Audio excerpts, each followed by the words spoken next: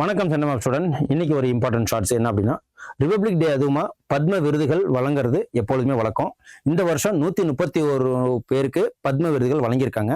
அது பத்ம விபூஷன், பத்மபூஷன் அண்ட் பத்மஸ்ரீ இந்த கேட்டகரியில.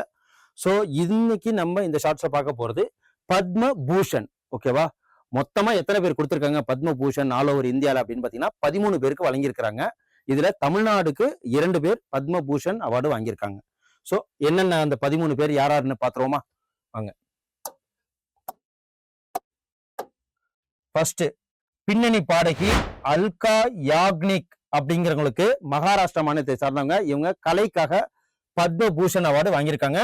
இந்த பத்மபூஷன் அவார்டு 3வது மிகப்பெரிய உயரிய அவார்டு. ஓகேவா? இந்தியால 3வது சிவிலியன் அவார்டு. ஓகேவா?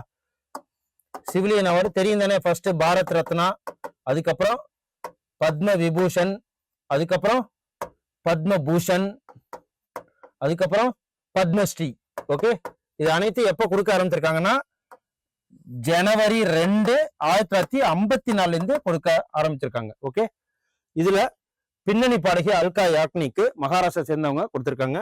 உத்தரகாண்ட் முன்னாள் முதல்வர் பகத்சிங் கோஷியாருக்கு பொதுப்பணிக்காக உத்தரகாண்ட் மாநிலத்தை சேர்ந்தவர். மருத்துவர் KR பழனிசாமி மருத்துவம். ஸோ இதுதான் தமிழகத்தை சேர்ந்தவங்க. ஓகேவா? KR பழனிசாமி மருத்துவம். அப்புறம் நடிகர் மம்முட்டிக்கு கேரளத்தை சேர்ந்தவர். ஸோ அதுக்கப்புறம் மருத்துவர் நோரி தத்ரா ராய்டு அமெரிக்காவை சேர்ந்தவங்களுக்கு.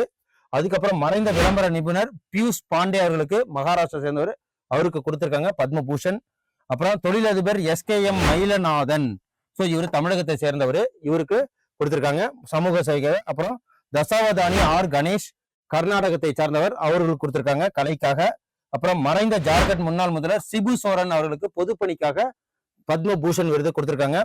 அப்புறம் வங்கியாளர் உதய் கோட்டாக், ஸோ வர்த்தகம் தொழிலுக்காக மகாராஷ்டிரா சேர்ந்தவர், அவர் கொடுத்திருக்காங்க. மறைந்த அரசியல் தலைவர் VK மல்ஹோத்ராவுக்கு பொதுப்பணிக்காக கொடுத்திருக்காங்க, அவரு தில்லியை சேர்ந்தவர். அப்புறம் வெள்ளப்பள்ளி நடேசன், இவரு கேரளத்தை சார்ந்தவர், இவருக்கு பத்மபூஷன் அவார்டு கொடுத்திருக்காங்க. விஜய் அமிர்தராஜ் விளையாட்டுக்காக அமெரிக்கா சேர்ந்தவர், இவர் எந்த விளையாட்டை சேர்ந்தவர்னா ஃபுட்பால், டென்னிஸ். விஜய் அமிர்தராஜ் டென்னிஸை சேர்ந்தவர், இவருக்கு கொடுத்திருக்காங்க. மொத்தம் 13 பேருக்கு இந்த வருஷம் பத்மபூஷன் அவார்டு கொடுத்திருக்காங்க. நன்றி, வணக்கம்.